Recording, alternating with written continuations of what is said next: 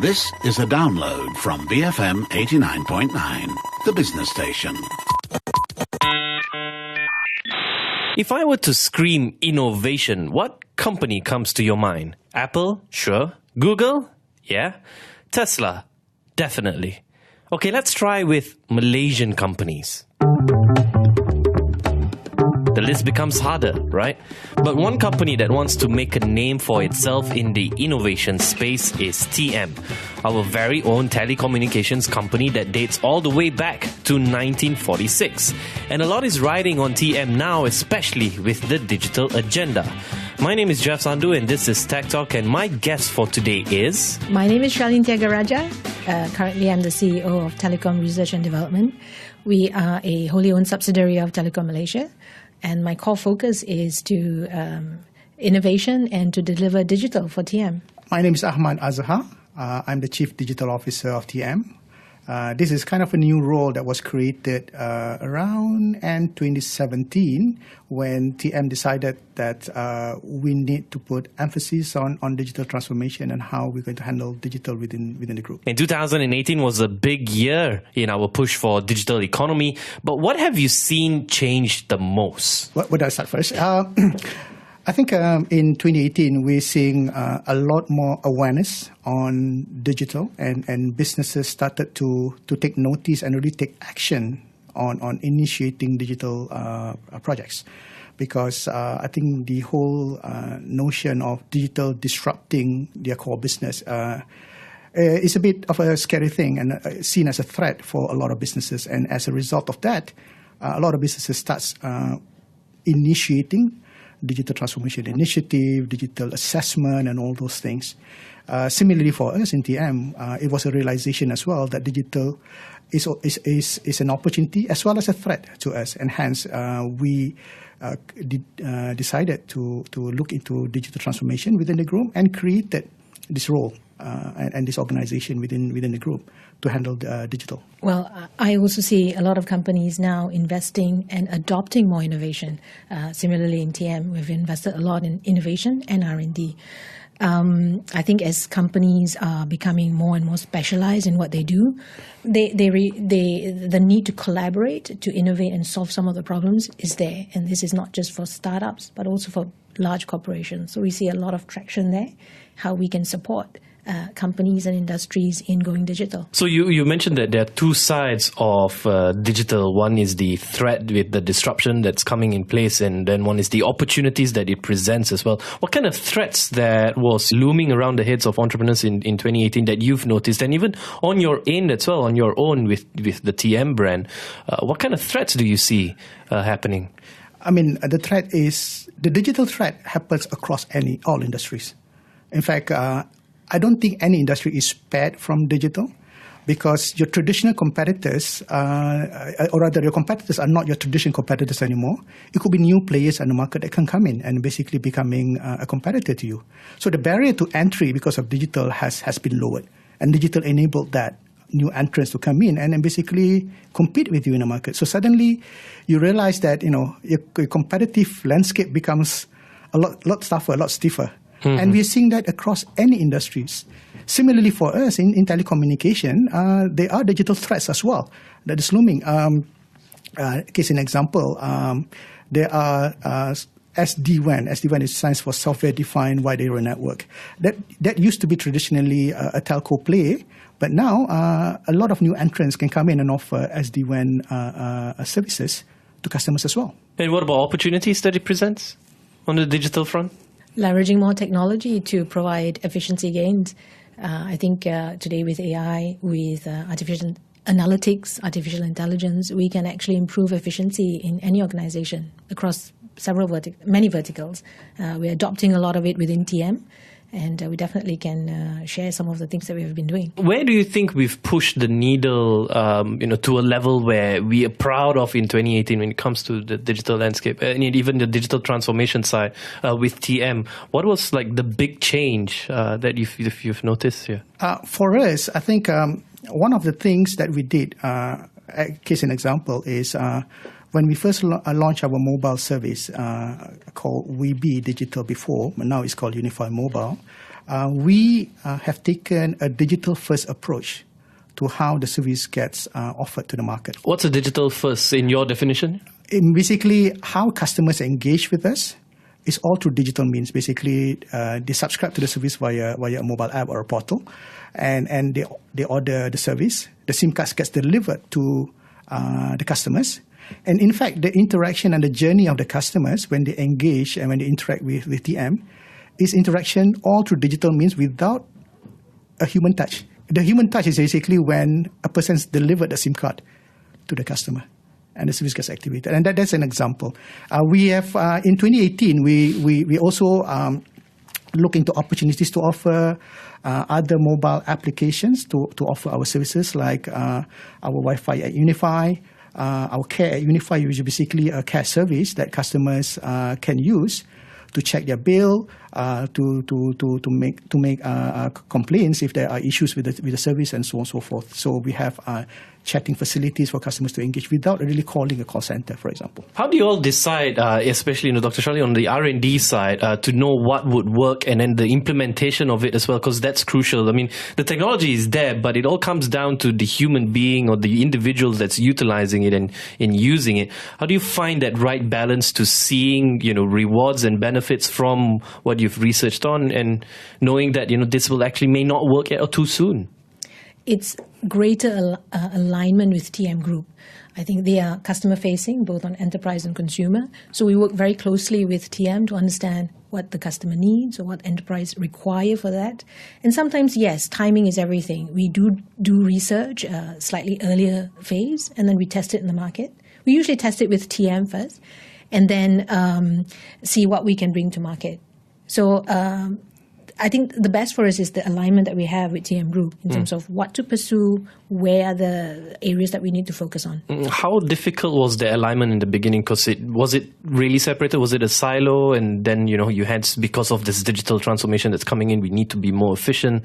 That's where that kicked in. But surely that was a difficult transition period as well. So, well, the research and development unit was set up to basically support TM services and TM needs.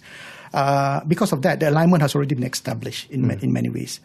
Digital is more of a pivot that we did to pivot from a traditional analog type of research to more of a digital kind of research. So in many ways to respond to that, the alignment is already kind of established. So we just pivot to digital. Mm-hmm. And I think what's really great is that with digital, the adoption rate is faster. And we can test what we have developed in the market and then, tweak it as we go along and so on. And TM is the best testing ground for a lot of the things that we have done. It's a huge enterprise that, requires for consumer, business, workforce management. And so what are some of these examples that you've tested out and perhaps you can share? Oh, this is something I'm really passionate about.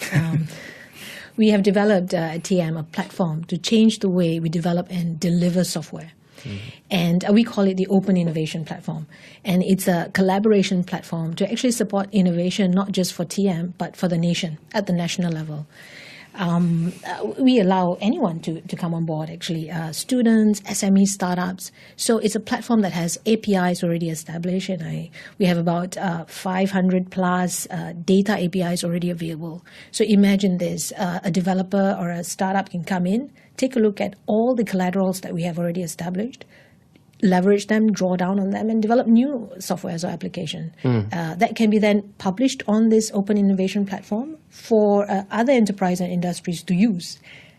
Yes. So today we have 28 apps already connected, 78 service APIs already available. And what do they do here? Like what are these services and what are these apps? What do they solve? So, for example, we have something called geocoding, where you can just put in your longitude and latitude, and it will translate to an address, a service address, for example. And this could be used for, say, a restaurant owner who wants to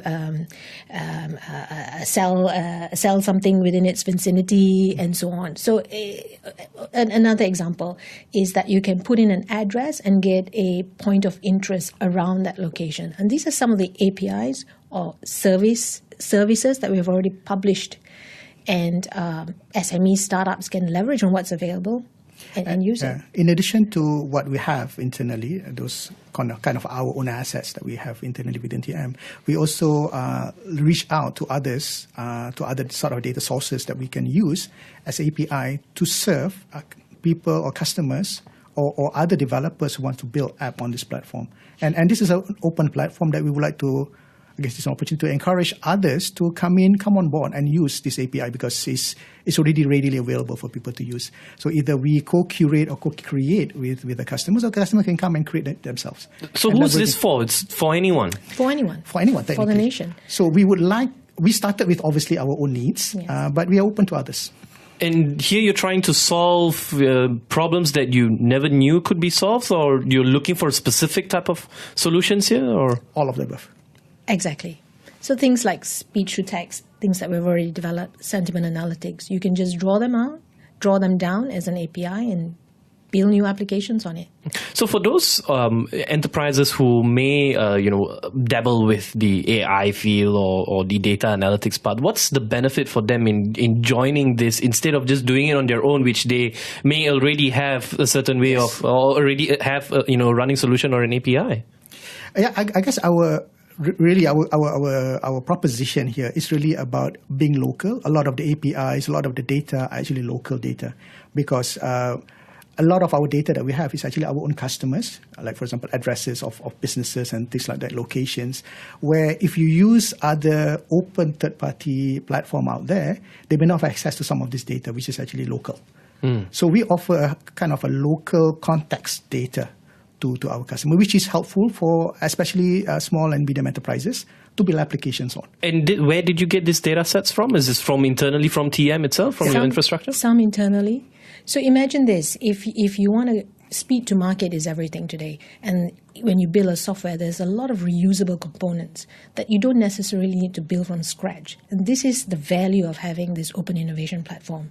Certain basic authentication, basic, say, SMS kind of function, is already built. So you just draw it down and then build a bigger application on it. And this is where speed to market, is everything. I'm speaking to Ahmad, Azhar, Yahya, the Chief Digital Officer at TM, and also Dr. Sharlene Thiagarajah, the Chief Executive Officer at TM R&D, talking about Malaysia's digital economy agenda. We'll be right back. BFM 89.9. Boyish 40-something millionaires. BFM 89.9. You're listening to Tech Talk, and my name is Jeff Sandu, and with me today is Ahmad Azhar Yahya. He's the Chief Digital Officer at TM, and also Dr. Sharlene Thiagarajah, the Chief Executive Officer at TM R&D. And early on, we spoke about new platforms that exist under the TM1 brand that helps enterprises to innovate and grow in the space of digital economy. Last year, we saw a lot of push in the artificial intelligence globally as it becomes more of a reality than science fiction. So, do you guys see the same movements here as well in Malaysia when it comes to new technologies like artificial intelligence? Absolutely. But again, artificial intelligence is kind of a broad term. It can manifest itself in a very simplistic analytics feature, or it could be very highly intelligent, like an Amazon Alexa or something like that, right? So, I think. At this point in time, a lot of the application that we see are quite nascent, quite basic. And it's more of an analytics feature about, how do I analyze something and give me some kind of a result of an analysis. I think that's where we see a lot of the application. But I can imagine the needs to become a lot more complex in the future, and having a machine assisting human decisions. But currently, we in Malaysia here are still in the basic of understanding what AI could do. Is that the level we're at? That's what I see. The sentiment feels. Yeah, that's how it feels like right now. I've not seen anything as complex yet in terms of decision making kind of an AI tool yet. It might be out there. Some people may not want to reveal it to others, but we don't know. But it could be in an R&D field. For example. Absolutely. And I echo Jamat's point of view. A lot of it has been embedded already in a lot of things that we do. Chatbots, for example, to aid you or aid the contact center agent in having, answers, ready faster a troubleshooting guide, for example. So a lot of things are already embedded in it. But yeah, there's a lot more out there. Some of it people don't talk about because it's proprietary and embedded into their solutions. So what's lacking in Malaysia? Is it the infrastructure that we don't seem to have, or the cost of doing something like this is still expensive? Internet prices are still on a high end compared to globally. Is that something that you feel as a roadblock? I think in many ways the common belief seems to be that. But if you, from my perspective, I think the biggest stumbling block for us a lot of times is really about capabilities and talent. Because a lot of the innovation that we see doesn't arise from the ability or the know-how to do something. It's about the idea, the creation, the idea creation, to come up with a concept that is actually attractive and interesting. And we see the successful cases a lot of time came from, or is conceived from one idea that evolved itself into something else that is more successful. Right? Grab is an example that started with a taxi sharing need, turns out to be evolved into a ride-hailing application, right? And further evolve into more things. And I think that is where a lot of times the challenges that we see about how do an idea get sparked and how that gets turned into something that is relevant and useful out there for people to use. There's no secret recipe as well into achieving this, right? Most of them, they kind of find their own way and stuff. Grab, for example, was it was my taxi, but to have that vision, it was a journey along the way. So how do you help organizations to figure that way out for them then? There's many ways that people has been talking about. For us, let's say in TM, we adopt this concept of design thinking. Yeah, we adopt design thinking within the company, and in fact, we have certified design thinking instructors within the group that got certified by the Stanford D School themselves. And we invested on that certification to make sure that design thinking as an approach and method gets propagated across the company, so that whenever there is a problem to solve, there's an idea to be generated, we apply design thinking in how we look at things. And Dr. Sharlene, on the R&D side, it's an area where we always feel like that's where the next explosive thing will appear. How do you instill that kind of hunger or mindset into the talent that you have as well? Because it seems to be that gap that we have. Well, we have about 300 people at R&D working on innovation for TM, and we are never short of projects. There's a lot of ideas and a lot of problems, if you will, challenges to solve within TM, within telco, within all the industry verticals. So, of course, motivating the team is one thing, but we are never short of exciting things to do. Malaysia has this big digital economy dream that we want to achieve. It will speed things up. And how big of this dream that we've set ourselves? Are we far behind in terms of the adoption rate that we see companies or organizations that 98% or so are SMEs? How many of them are actually knowing the potential that what digital could bring, and how big of a work that we have here in front of us? I think it's good to have a dream. If you don't have a dream, you don't have a vision, you don't have a goal to attain to. How far are we against the dream that we set ourselves, or how far are we as compared to our peers out there? There's a lot of studies being done. I would not be able to say to you, because I don't think I'll be the expert to certify those. But I think that digital is, like I mentioned when we started this discussion, I think there's a lot of digital awareness that has happened over the past couple of years now that we see. We've seen that in TM as well. Now, for us in TM, we believe that we play a role in terms of how the nation gets digitized, whether we enable a digital society, a digital government, or even the digital economy in Malaysia, because a key component of a lot of these digital initiatives is about, for example, connectivity, the broadband connectivity. We do play a role there. We believe we have a kind of crucial role to play there to bring digital to the masses, to the businesses, to the government agencies and ministries and stuff like that. So to us, that is a role that we have to play. In addition to that, having connectivity is good, but it's not good enough. What else can we play beyond just connectivity? For example, providing all the necessary digital ingredients and digital components. Case an example, how do we offer cloud services to our customers? This is when we have invested in having two data centers, large data centers, that can support all these cloud services for our customers, especially their businesses and enterprises. And this is your own data centers that you own? Exactly, yes. And what do they host your own services applications for your enterprise clients? As well as our customers. Right. Yes. Okay. We've also seen there's a difficulty in entrepreneurs adopting these new technologies because they may feel like they themselves may not have the right talent, or they may need to hire a chief data scientist or the digital officer to manage this. How could they go around or maneuver, or at least try and see what digital can bring without the vast amount of expenses that needs to be put up front? Okay, I think one of the learnings from digital is that not all digital projects are successful. Any businesses must realize that especially for something that new that you want to try out in digital, you must be willing to say there could be some failure, but the point is that how do you learn from that failure and rebound fast enough to recover from that?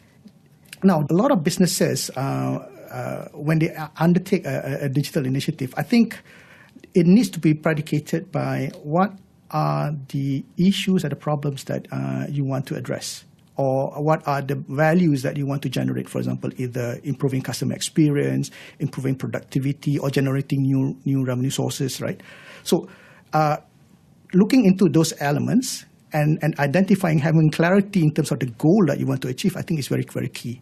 And that's where design thinking approach will help you in terms of navigating that journey towards arriving at something that is more desired for your business. And Dr. Sharlene, it's a bit of an oxymoron to say this, but failure seems like the key to success. How do you deal with failure in the R&D side? I think we position it as fail fast, so you can tweak it as you go along. A lot of the assets that we have built, we realize once we test it in market, let's say in beta version, and then we realize, we need to tweak it this way because the customer are leveraging it this way. Bring it back. It's not failure as in failure and gone, but it's something that we can tweak and relaunch it to market. And that is, I think, the way we are looking at digital, or the way digital is seen moving forward.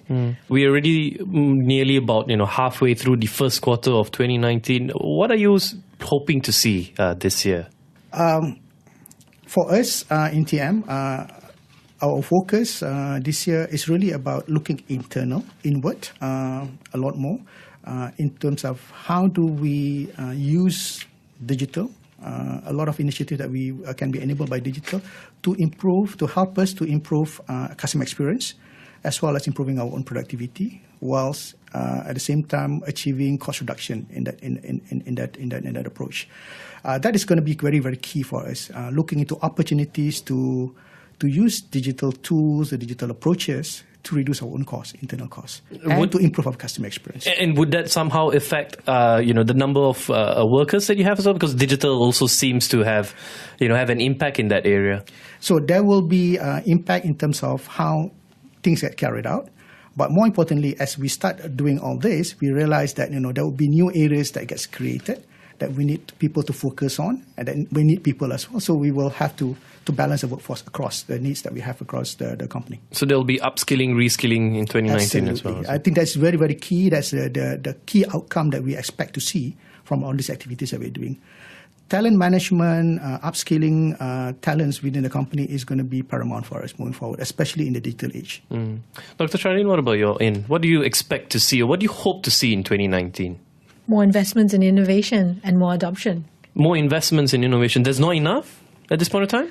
It's we seem to have enough.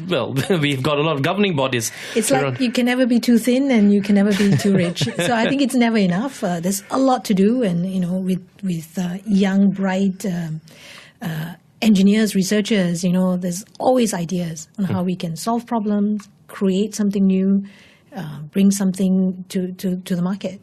You're not giving anything away on what you're brewing in your R&D field then? Nope. Tight-lipped on that one. Thank you very much. It's been a pleasure. Thank you. Thank you, Jeff. That was Ahmad Azhar Yahya, the Chief Digital Officer at TM, and also Dr. Sharlene Thiagarajah, the Chief Executive Officer at TM Research and Development, talking about innovations in accelerating our dreams to become a digital economic player from the eyes of TM. My name is Jeff Sandhu, and this has been Tech Talk. And if you missed any parts of the show, you can download the podcast. It's available on the BFM website, or better yet, get the BFM app. Thank you for listening to this podcast. To find more great interviews, go to bfm.my or find us on iTunes. BFM 89.9, the business station.